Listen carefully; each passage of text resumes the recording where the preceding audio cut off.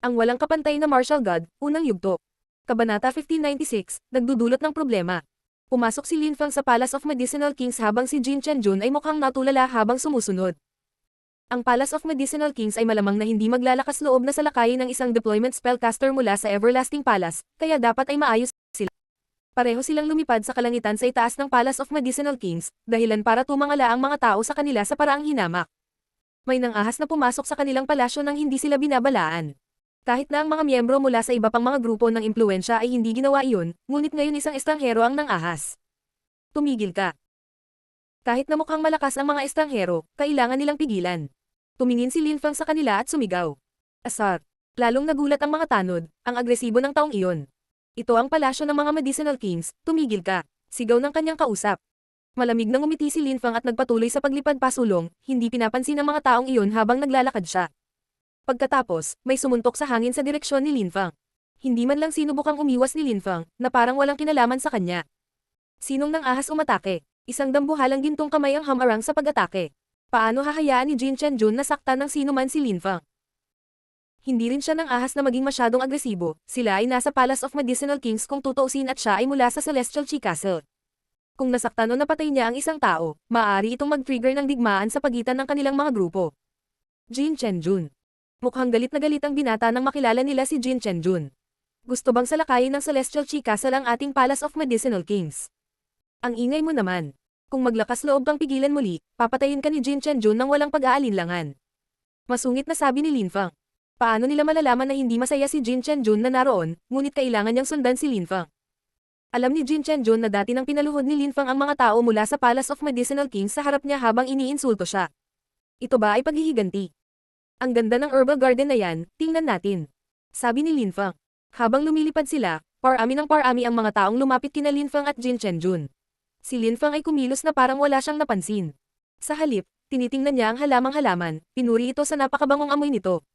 Napangiti siya at sinabing, hindi ko akalain na magkakaroon ng napakaraming hindi kapani-paniwalang halamang halaman dito, marami sa kanila ay hindi mabibili ng salapi. Kinukuha ko silang lahat. Nakabuka ang bibig ni Jin Chenjun, hindi makapagsalita.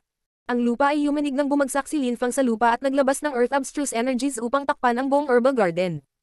Tanga. Akala ni Jin Chenjun. Tapos na sila. Tila walang pakialam si Lin Fang habang sinimulan niyang pulutin ang lahat ng halaman at bulaklak. Tigilan mo nga yang kalokohan mo. Galit na sigaw ng isang tao. Isang silweta ang lumilipad sa kanila na mukhang galit na galit, ang kanyang mga mata ay duguan kahit na. Siya ay gumugol ng daan-daang taon sa hardin na iyon at ngayon ay may mga hindi kilalang tao na nagnanakaw mula dito. Inabot ako ng daan-daang taon upang mapalago ang mga halaman at bulaklak na iyon, ang ilan sa mga ito ay nangangailangan ng 1,000 taon upang mamulaklak at ang mga ito ay nasa 978 na taon. 2 taon na lang bago sila. Galit na galit ang matanda. Gusto niyang patayin si Lin Fang kahit ano pa man ngayon. Ikaw tanga, kailangan mong mamatay. Sabi ng matanda na nagtaas ng kamay at nagpakawalan ng puwersa. Kamahalan, mangyaring kontrolin ang iyong sarili. Biglang nagbago ang ekspresyon ng mukha ni Jin Chenjun. Galit na galit siya, lalo na nang makita kung paanong si Muyi ay tila hindi niya sinasadyang umatake. Jin Chenjun, mabuti, napakahusay. Galit na sabi ng matanda.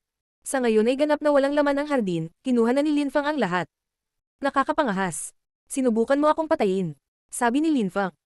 Ang iba mula sa Palace of Medicinal Kings ay nagsimulang palibutan si Lin Fang na may mga intensyon na pumatay. Emperor Qi, pigilan sila. Sigaw ni Jin Chenjun. Naglabas ng puwersa si Emperor Qi sa paligid ng mga cultivator na iyon ng layer ng Zun Qi, na pinipilit ang lahat na mag-freeze. Gusto mo akong patayin. Tumalon si Lin Fang pasulong at naghagis ng ilang anteng-anteng. Mga deployment talismans. Ang mga taong iyon mula sa Palace of Medicinal Kings ay biglang tumingin sa takot.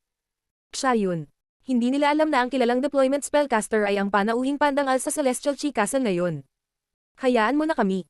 Sigaw ng ilang binata kay Emperor Qi. Gayunpaman, ang mga anteng-anteng ni Lin Fang ay mabilis na lumapit sa kanila at naghiwalay. Nakapalibot sa 4 na tao ang nakakakilabot na nakakawasak na enerhiya at pinatay sila. Kamahalan, mangyaring itigil. Isang emperador ang lumapit sa malayo. Nasa loob sila ng teritoryo ng Palace of Medicinal King, ngunit wala sa kanilang punong tanggapan. Sa makatuwid, wala masyadong malalakas na cultivator doon, iilan lang ang mababang antas na mga emperador, tulad ng mga teritoryo ng Celestial Chi Castle. Tio Muyi, patayin natin sila. Gusto nila akong patayin, kaya hindi nila ako masisi. Sabi ni Lin Fang na gumagalaw na parang hangin. Bumaba siya sa isang tore at lamingga-lingga sa paligid habang naglalabas siya ng mga fire energies. Ang emperador na kakadating lang ay hindi nakaimik, pinipigilan sila ni Muyi na gumawa ng anuman habang si Lin Feng ay nagdulot ng kalituhan, na sinusunog ang lahat. Namitas din siya ng mga halaman at bulaklak nang makakita siya ng mga pribadong hardin. Pagkaraan ng maikling panahon, maraming lugar ang nasusunog. Nagkataong lumabas ang isang emperador sa isang gusali at nakita ang apoy. Agad siyang nagalit habang sumisigaw. Sino ang nang-ahas na sunugin ang Palace of Medicinal Kings? Laming-galing si Lin Feng sa paligid at nakita ang malakas na chi na papalapit mula sa malayo. Gumalaw siya na parang hangin at lumipad pabalik kay Jin Chenjun. Ang mga taong iyon ay hindi kapani-paniwalang marahas. Jin Chenjun, dapat sinabi mo sa akin, kung hindi, hindi ako pumunta dito. Sabi ni Lin Feng na walang pakialam. Dumating si Lin Feng, nagnakaw ng mga halaman at bulaklak, at ngayon ay sinunog niya ang kanilang teritoryo. Ang isang emperador ay pinatay pa nga ni Jin Chenjun, ang isa pa ay hindi makagalaw dahil pinipigilan siya ni Emperor Qi ng may presyon. Hindi nakaimik si Jin Chenjun, ano ang ginawa niya para marapat iyon? Binalaan niya si Lin Feng na iyon ng Palace of Medicinal Kings, ngunit gusto pa rin ni Lin Feng na pumunta. Jin Chen mula sa Celestial Qi Castle, mabuti, mabuti. Tatandaan ito ng Palace of Medicinal Kings. Malamig na sabi ng emperador. Matapos niyang makita na naroon ang isang katamtamang antas na emperador, hindi siya kumilos ng padalos-dalos, lalo na dahil sa katayuan sa lipunan ni Lin Feng. Galit na galit si Jin Chenjun, gusto niyang sabihin na wala itong kinalaman sa Celestial Qi Castle, ngunit hindi niya magawa sa harap ni Lin Feng. Uncle Muyi, Jin Chenjun, balik na tayo. Jin Chenjun, sa susunod huwag mong kalimutang ipaalala sa akin na hindi ako makakapunta rito. Sabi ni Lin Feng. Kumirat ang puso ni Jin Chenjun, ngunit umalis sila. Hindi sila hinabol ng mga tao mula sa Palace of Medicinal Kings, kahit na wala silang ibang gusto kundi gawin ito. Celestial Qi Castle. Sigaw ng malamig na boses. Ang walang kapantay na martial god, unang yugto. Kabanata 1597, Pagyanti. Kumalat ang balita na nakapunta na ang Celestial Qi Castle sa Palace of Medicinal Kings at nagdulot ng maraming kaguluhan. Sinabi pa na may mga nasugatan at napatay. Nabalitaan din na nagnakaw sila ng mga mamahaling halaman at bulaklak sa kanilang pribadong hardin. Nagsimulang magpadala ang Palace of Medicinal Kings ng maraming malalakas na cultivator sa buffer zone at ganoon din ang ginawa ng Celestial Qi Castle. Matapos malaman ni Qi Yunxiao ang tungkol doon, agad niyang iniboluntaryo ang kanyang sarili na magpatrol kasama ang ilan pang malalakas na cultivator. Nakaupo ang may puting balbas na matandang emperador mula sa Palace of Medicinal Kings habang lumilingon sa paligid at walang pakialam na sinabi. Narinig na ng lahat ang tungkol sa pag-atake ng Celestial Qi Castle. Pinahiya nila tayo, kaya ano ang dapat nating gawin? Master, medyo kakaiba ang sitwasyon. Sabi ng isang emperador ng sandaling iyon. Sa pagkakaalam ko, ang pinuno ng grupo ay si Jin Chenjun, at kasama niya ang ilang emperador, ngunit walang matataas na opisyal. Ang Palace of Medicinal Kings at Celestial Qi Castle ay hindi kailanman nagkaroon ng mga problema, at si Jin Chenjun ay walang dahilan para pukawin tayo. Kahit nagawin niya, hindi siya magiging sapat na matapang na subukan ang ganoon. Tama ka. Ang tanging paliwanag ay ang mga tao sa likod ng mga eksena, ang mga taong kumokontrol sa Celestial Qi Castle, ay gumagamit ng Jin Chenjun. Kung hindi ito ang kaso, maaaring si Moen ang sumusubok na magdulot ng mga problema. Lahat ng bagay ay posible. Si Moen ay mula sa Everlasting Palace at kinokontrol ang malalakas na deployment spell. Noong nakaraan, pinahiya niya ang ating mga alagad, at ngayon ay pumunta siya sa ating palasyo, sinalakay ang ating mga tao, at ninakaw ang ating mga halamang gamot. Sa kabuuan, kahit na ginawa niya ito, suportado siya ng Celestial Qi Castle. Hindi siya natatakot sa amin, talagang hinahamak niya kami. Katwiran ng taong iyon. Tumanggo ang lahat ng nasa meeting. Hindi sila tanga at maaaring mga tuwiran din iyon. Kung hindi pa sinimulan iyon ng mga taong kumokontrol sa Celestial Qi Castle behind the scenes, hindi posibleng gawin ito ni Jin Chenjun sa kanyang sarili, kaya ang tanging makakapagsimula na iyon ay si Moen. Bang! Hinampas ng maputing balbas na emperador ang mesa kung saan ang kanyang kamao. Pagkatapos ay sumigaw siya. Nababaliw si Moen ngunit kung ito man ay Celestial Qi Castle o kasalanan ni Moen, wala akong pakialam, Celestial Qi Castle ang may pananagutan dito. Tumanggo ang lahat. Suriin ng lihim ang Celestial Qi Castle at ipaalam sa amin ang anumang mahanap mo. Sa 3 araw, bibisita tayo sa Celestial Qi Castle. Sabi ng maputing balbas na matanda. Hindi nila makakalimutan ang papel ni Moen sa lahat ng ito. Kasabay nito, pabalik sa Celestial Qi Castle, maraming malalakas na cultivator ang nagtipon sa isang bulwagan, kabilang si Qi Yunxiao na nakaupo sa harap ng lahat na may masungit na mukha. Siya na ngayon ang nagbabayad para sa mga kaganapang iyon. Ang Celestial Qi Castle ay pumunta sa Palace of Medicinal Kings at pumatay ng mga tao, pinahiya sila. Walang pagkakataon na patawarin sila ng palasyo ng mga haring panggamot. Alam na alam ni Jin Chenjun na kailangan niyang pasanin ang responsibilidad para sa mga bagay na iyon. Malaki ang pagsisikap nilang dalhin si Moen sa kanilang kastilyo, kaya masisisi ba nila siya? Hindi man lang sila naglakas loob na pag-usapan ang tungkol sa mga problema nila malapit sa Moen, kung hindi, baka magalit siya at umalis. Pumunta at magpalipas ng oras kasama si Master Moen. Malamig na sabi ni Chi Yunxiao. Ang mga bagay ay tapos na, at hindi na sila maaaring bumalik sa oras upang ayusin ang mga ito. Ang pagsisi kay Jin Chenjun ay walang silbi rin. Ang pinakamagandang gawin ngayon ay ipagpatuloy ang pagbuo ng kanilang relasyon ni Moen. Walang pakialam si Lin Fang sa lahat ng bagay na iyon. Kasama niya si Mui sa malalawak na espasyo ng Celestial Chi Castle. Nag-uukit siya ng mga marka sa paligid ng Celestial Chi Castle habang tinutulungan siya ni Mui sa pamamagitan ng pagpapakawala ng mga cosmic energies sa mga marka. Ang mga marka ay magkakaugnay at nagiging mga banal na marka. Kaagad pagkatapos, nawala sila habang sila ay lumubog sa dingding. Para makapagbigay ng mahusay na deployment spell sa buong teritoryo ng Celestial Chi Castle, kinailangan muna ni Lin Fang na mag-cast ng hindi mabilang na maliliit na deployment spell. Hindi siya kasing experience ni Yandy kaya hindi siya kasing bilis at precise, pero lagi siyang nag-i-improve. Si Jin Chenjun ay nasa malayo, mahinahong pinagmamasdan siya. Ayaw niyang istorbohin siya ngayon. Kahit na si Lin Fang ay nagdulot sa kanila ng maraming problema, siya ay napakaseryoso pagdating sa paglalagay ng deployment spells. Mukha pa nga siyang ibang tao. Isip ni Jin Chenjun. Lumapit si Chi Yunxiao at ilang iba pa kay Jin Chenjun.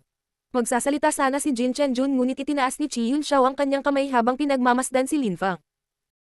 Narinig ko na kapag nag-deploy ng mga spell, hindi ka makakagawa ng kahit isang pagkakamali habang iginuhit ang marka, kung hindi man ay makaka-impluwensya ito sa pangkalahatang kahusayan ng spell. Bukod pa rito, kapag nag-cast ka ng isang mahusay na spell ng deployment, kailangan mong mag-cast ng hindi mabilang na maliliit na spell ng deployment. Ang lakas ng mga taong iyon ay nakasalalay sa kanilang konsentrasyon. Kadalasan ay napakahusay din nila sa pagsasanay sa paglilinang.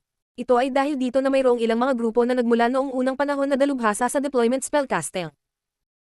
Halos masabi mo na ang mga taong iyon ay naliwanagan. Nakinig ang lahat kay Chi Yunxiao at pagkatapos ay tumingin kay Lin Fang ng may paghanga. Napakabata pa niya at napakagaling na niyang mag-cast ng deployment spells. Isang magandang kinabukasan ang naghihintay sa kanya. Obserbahan siya at subukang matuto mula sa kanya. Sabi ni Chi Yunxiao sa karamihan. Tumanggo ang lahat bilang ganti. Ipinagpatuloy ni Lin Fang ang pagukit ng mga marka sa loob ng 3 araw nang walang tigil. Nakatingin lang ang mga tao sa paligid niya, nang ganyo sa kanyang nakatutok at maislan na mga ukit. Si Master Moen ang eksaktong uri ng taong inilarawan ni Chi Yunxiao. Hindi niya hinayaang may makaabala sa kanya, hindi man lang niya iniangat ang ulo para tumingin sa paligid.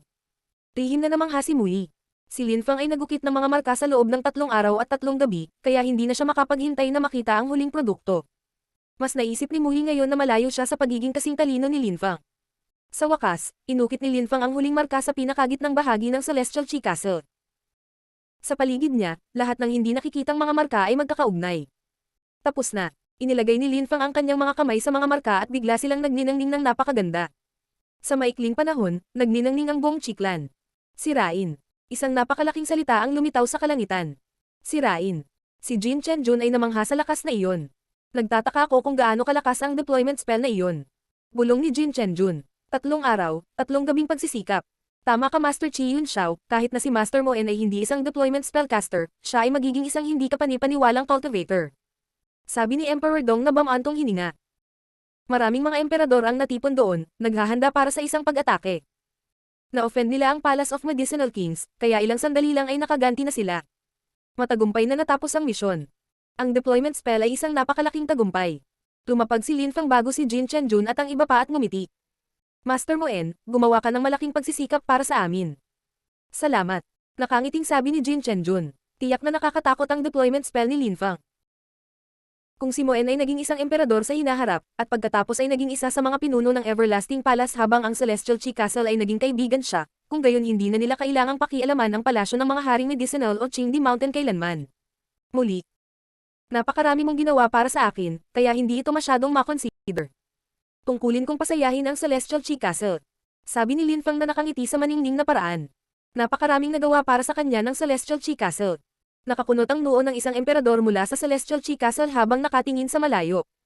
Tumingon din si Lin Fang at nakita ang mga taong lumilipad sa itaas ng mga ulap. Tumiti siya ng masama. Sa wakas, perpektong timing. Ang walang kapantay na martial god, unang yugto. Kabanata 1598, ang explosive power ng Shattering Deployment Spell. Narito ang mga tao mula sa Palace of Medicinings.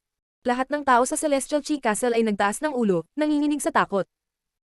Sasalakayin sila ng palasyo ng mga Medicinal Kings. Anong ginagawa mo dito, mahal na mga kaibigan? Tanong ni Chi Yunxiao sa mga taong nasa di kalayuan. Sa pagkakataong ito, mukhang hindi masaya ang mga tao ng palasyo ng Medicinal King. Ngunit anuman ang mangyari, kailangan nilang manatiling magalang sa simula. Chi Yun Xiao, dapat alam mo kung ano ang nangyayari. Bakit pa nagtatanong? Tanong ng pinuno ng grupo mula sa Palace of Medicinal Kings.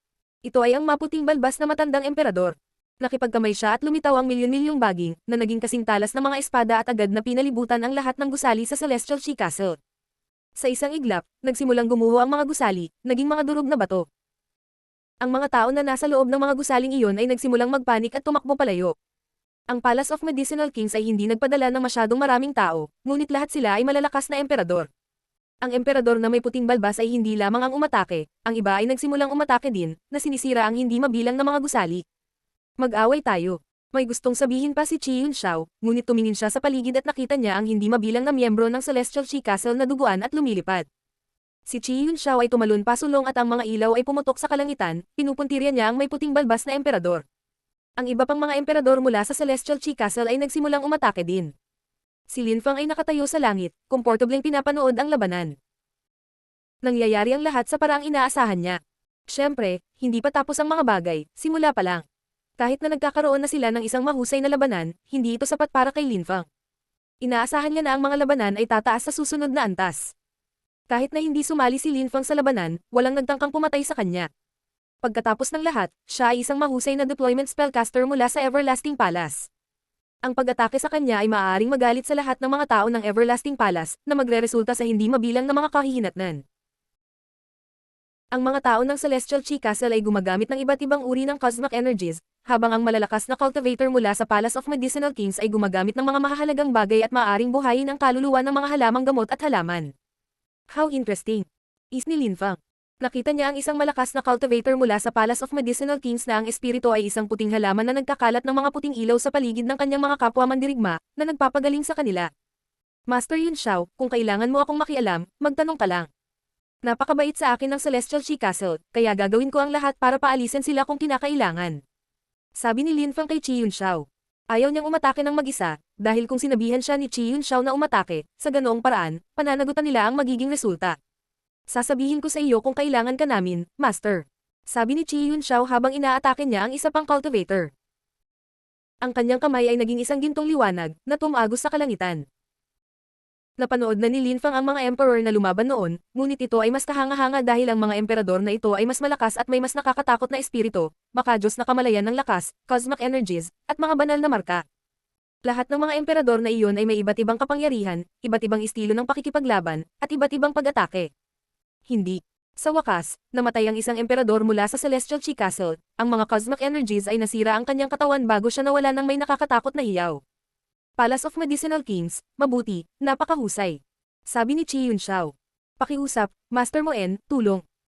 Ang ilan sa kanilang mga emperador ay namamatay na ngayon at si Chi Yun Xiao ay walang magawa para iligtas sila. Sige. Tumiti si Lin Fang at tumalon sa gitna ng lugar, sumigaw sa lahat ng mga emperador mula sa Celestial Chi Castle. Lahat, pumunta sa tabi ko. Ilipat. Malakas na sigaw ni Chi Yun Xiao. Agad, lumipad ang lahat ng emperador papunta kay Lin Fang. Tumanggo si Lin Fang kay Mu Yi at biglang tumalon si Mu Yi, na iligtas ang ilang emperador na hindi nakarating ng mabilis. Sa pagtakbo nila, hinabol sila ng mga cultivator mula sa Palace of Medicinal Kings. Tila gusto ni Moen na i-activate ang isang deployment spell, kaya kailangan nilang gumawa ng isang bagay. Manatili sa paligid at sipain sila kung sila ay masyadong malapit. Sabi ni Lin Fang na walang pakialam. Itinaas niya ang kanyang mga kamay at biglang nagningning ang mga nakakatakot na marka. Sa isang iglap, umilo ang buong teritoryo ng Celestial Chi Castle, lumilitaw ang mga mapanirang enerhiya. Terena, bumangon ka sa himpapawid at ipagtanggol ang iyong sarili.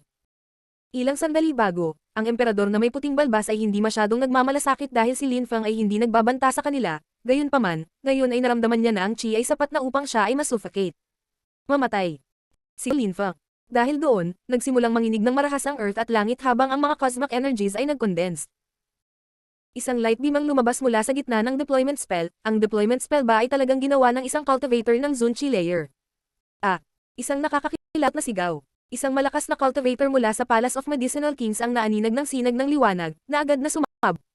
Kahit na si Mu Yi ay nanginginig, ang deployment spell na iyon ay isa talaga sa 3,000 mahusay na deployment spell ng Emperor, ngunit paano makakapagbigay ng ganoong spell si Lin Fang? Matagal nang nanatili si Mu Yi kay Lin Fang, kaya kilalang kilala niya ito, ngunit hindi pa rin siya makapaniwala sa kanyang mga mata. Naikuyom ni Lin Fang ang kanyang mga kamao pagkatapos niyang masaksihan ang kanyang tagumpay. Inukit niya ang mga markang iyon gamit ang kanyang sariling dalawang kamay, at balang araw, yukit niya ang gayong mga marka gamit lamang ang kanyang isip. Ang walang kapantay na martial god, unang yugto. Kabanata 1599, paumanhin. Minamaliit ni Linfang ang kapangyarihan ng kanyang deployment spell. Sa tulong ng Fate Seeds, mas nakakatakot ang kanyang deployment spell na naisip niya. Sumulyap si Chi Yunxiao kay Linfang. Namangha siya at naisip, kailangan nating gawin ang lahat ng ating makakaya para sa taong iyon, magiging napakalakas siya balang araw, kasing lakas, kung hindi man mas malakas kaysa sa emperador ng Great Imperial Everlasting Palace. Si Linfang ay karaniwang tila isinasaalang-alang niya ang lahat ng bagay na hindi niya napapansin, ngunit kapag siya ay nagukit ng mga marka, siya ay naging isang ganap na kakaibang tao. Bukod pa rito, naisip ni Chi Yunxiao na normal lang para sa isang hindi kapani-paniwalang tao na maging mapagmataas at mayabang. Kahit na hindi niya gaanong naiintindihan si Moen, kailangan niyang gawin ang lahat para patatagin ang kanilang relasyon. Naglakad si Chi Yunxiao papunta kay Linfang na parang walang pakialam dahil hindi na siya nag-aalala tungkol sa mga tao mula sa Palace of Medicinal Kings. Bumulong siya. Master Moen, ang iyong deployment spell ay talagang hindi ka panipaniwala. Kung mayroon kang pagkakataon, marahil ay dapat mong subukan at hanapin ang walang hanggang Celestial Emperor. Tumingon si Linfang at ngumiti kay Chi Yunxiao. Siya ay isang Diyos para sa akin. Kung 10% lang ang kaya kong gawin, magiging masaya na ako. Masyado kang mahinhin, Master Moen, sabi ni Chi Yunxiao. Alam niya na si Linfang ay mahinhin lamang dahil siya ay karaniwang may tiwala, mapagmataas at mayabang. Kahit na naisip ni Moen, nadama ni Chi Yunxiao na maaari siyang maging kasing lakas ng walang hanggang Celestial Emperor balang araw. Master Yunxiao, pasensya na, sa tingin ko may mga taong mula sa Celestial Chi Castle na namatay na. Ikinalulungkot ko rin ang tungkol sa mga gusaling nawasak. Sinabi ni Linfang kay Chi Yunxiao. Umiling si Chi Yunxiao at sinabing, isa lamang ito sa ating mga teritoryo. Ang mga taong mula rito ay hindi ganoon kahalaga, at maaari tayong mag-reconstruct ng mga gusali tuwing may oras tayo. Sa totoo lang, nalungkot si Chi Yunxiao sa pagkawala ng mga taong iyon at mga gusali, ngunit hindi siya nang ahas na sabihin iyon kay Linfang. Masyadong mahalaga ang deployment spell para sa Chi Clan. Mabuti naman kung ganoon. Sabi ni Linfang na tumatango at nakangiti. Ang malalakas na cultivator na hindi nagmamalasakit sa mahihinang tao ay normal sa mundong iyon. Ang mga tao mula sa Celestial Chi Castle ay namatay ngunit hindi sila mahalaga, tulad ng mga taong ipinadala nila sa maliliit na mundo. Mga laruan lang sila para paglaruan nila. Ang nakakawasak na deployment spell ay unti-unting nawala at ang mga marka ay naging mas nakakasilaw. Huminga ng malalim ang karamihan. Ang mga gusali ay nawasak at may mga guho sa lahat ng dako. Kahit na ang mga katamtamang antas na emperador ay hindi gaanong nakakatakot.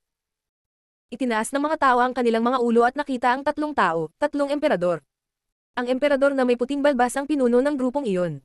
3 tao na lang ang natitira. Ibig sabihin, 6-7 emperador ang bumagsak. Deployment spell. Ang mga tao ay tumingin sa paligid at nakita ang mga guho sa lahat ng dako. Pagkatapos ay tumingin sila kay Linfang, ang deployment spellcaster. Nanginginig ang maputing balbas pagkatapos niyang tingnan ang kinalabasan. Ang deployment spell na iyon ay nagdulot ng seryosong banta sa kanila. Kung hindi sila nakakilos ng mabilis, namatay din sila. Phew. Huminga ng malalim ang lalaking may puting balbas. Pagkatapos ay tumingin siya kay Linfang at sinabi, Master Moen, walang makakaila na isa kang hindi kapani-paniwalang cultivator. Ayaw na naming maging kaaway mo. Kalimutan na natin ito. Tungkol sa iyo at sa Celestial Chi Castle, kalimutan na natin ito para sa araw na ito, ngunit ayusin natin ang puntos sa hinaharap. Terena, sabi ng emperador na may puting balbas. Ang dalawang iba pa ay sumulyap sa Celestial Chi Castle sa malamig na paraan at pagkatapos ay umalis.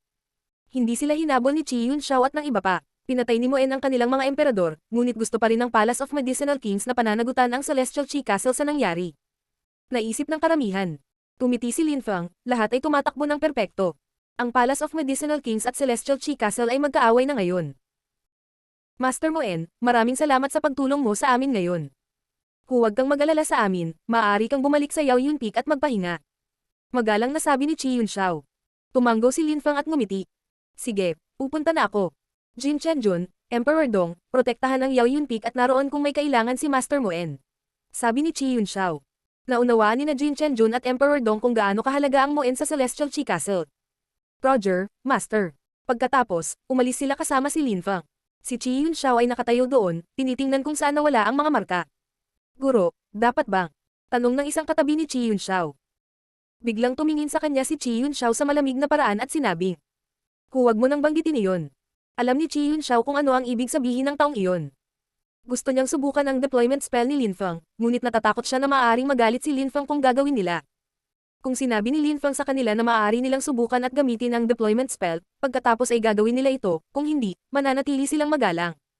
Dahil si Lin Feng ay nagcast ng isang nakakatakot na deployment spell, maaari siyang magcast ng pangalawa at pangatlo. Mabilis na kumalat ang balita, ngayon alam na ng lahat ang nangyari sa Celestial Chi Castle. Si Moen, isang cultivator ng ikawalong layer ng Zunchi ay pumatay ng napakaraming emperador sa kanyang deployment spell. Ilang sandali pagkatapos ng labanang iyon, sa isang malago na bulwagan sa Great Celestial Palace of Thoughtfulness, isang katamtamang antas na emperador ang nakaupo sa harap ng maraming tao. Ano sa palagay mo? Sumimangot ang ilang tao, ngunit sinabi ng isa sa mga emperador. Nakakatakot ang deployment spell ni Moen, maaaring mayroon pa siyang kakaibang katayuan sa loob ng Everlasting Palace. Marahil siya ay isang pangunahing disipulo at naglalakbay lamang siya upang makakuha ng karanasan sa ngayon. Talaga. Tumanggo ang pinuno, tumayo at gumawa ng 2 hakbang. Pagkatapos ay tumingin siya sa malayo at sinabi. May mga tensyon sa pagitan ng Great Celestial Palace of Thoughtfulness at Moen. Inimbitahan siya ng lahat maliban sa amin at ng Palace of Medicinal Kings. Pagkatapos, nagpunta ang Celestial Chi Castle sa Palace of Medicinal Kings para manggulo. Nag-aalala ako na si Moen ang nagsimula niyan. Ang ibig mong sabihin ay galit na galit si Moen sa amin at sa Palace of Medicinal Kings kaya gusto niyang maghiganti. Nag-aalalang tanong ng isa sa kanila. Nag-aalala din ako dyan. Sa tingin ko, mas napupuot si Moen sa atin kaysa sa Palace of Medicinal Kings. Kung gayon, maaari siyang magdulot ng banta sa atin. Sabi ng isang malakas na cultivator na nakasuot ng gintong damit na nakakunot ang noo. Guro, ano ang dapat nating gawin? Tanong ng isang tao. Nanatiling tahimik ang cultivator na iyon ng ilang minuto bago tumingin sa isang tao. Tian Xiao, kumuha ng mga regalo at humingi ng tawad sa kanya. Humingi ng tawad. Nagulat ang karamihan. Ang Great Celestial Palace of Thoughtfulness ay hihingi ng paumanhin sa isang cultivator ng Zunchi layer. Ang walang kapantay na martial god, unang yugto. Kabanata 1600, lumuhad para mag-usap. Sa loob ng malawak na kagubatan sa Qingdi Mountain, 2 tao ang naglalaro ng chess. Brother Chi, naglalaro ka ng chess na parang nagideploy ka ng mga spell, wala kang iniiwan na puwang para sa pagpuna. Pakiramdam ko, mas mahina ako. Sabi ng isang tao sa malumanay na paraan, nakangiti. Brother ni Chen, nagbibiro ka siguro. Wala ito. Sabi ng isa na tumawag kay Brother Chi, umiling at nakangiti.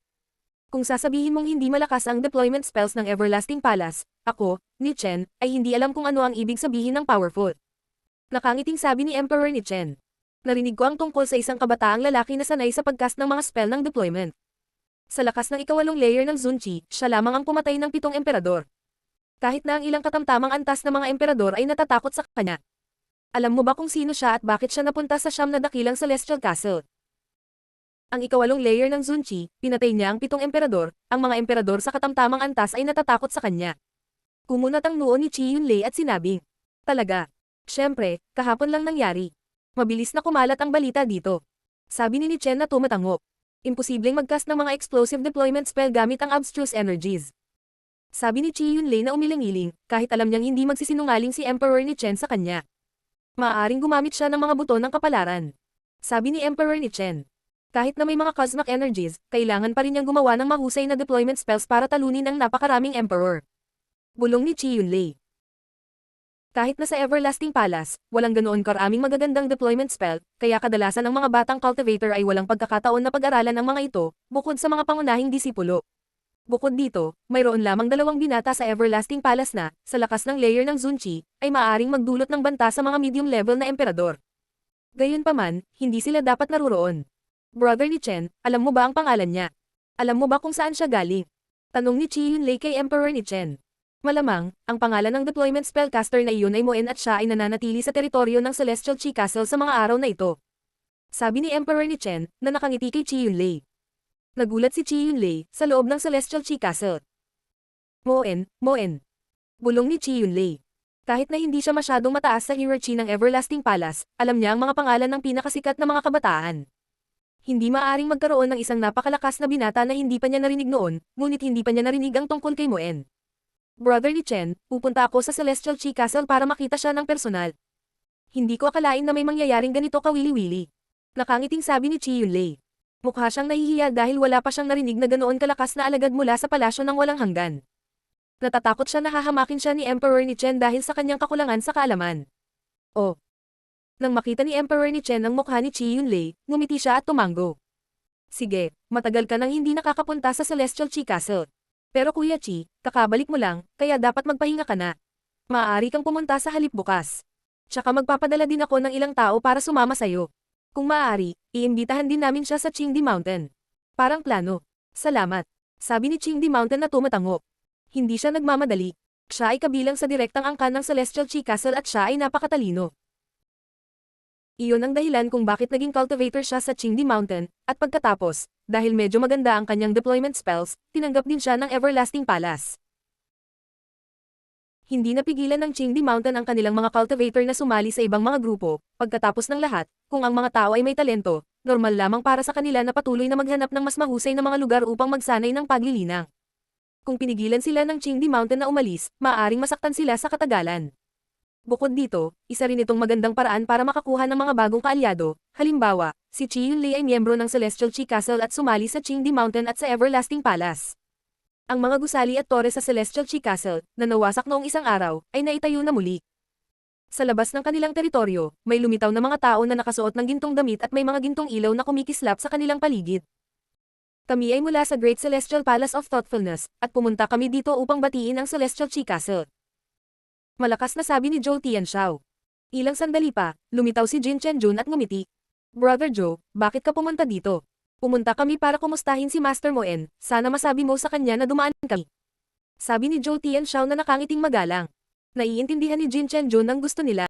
Nagkaroon ng mga tensyon sa pagitan ng Great Celestial Palace of Thoughtfulness at Moen, kaya nalutas nila iyon. Dahil gusto nilang batiin siya, hindi napigilan ni Jin Chenjun na puntahan siya.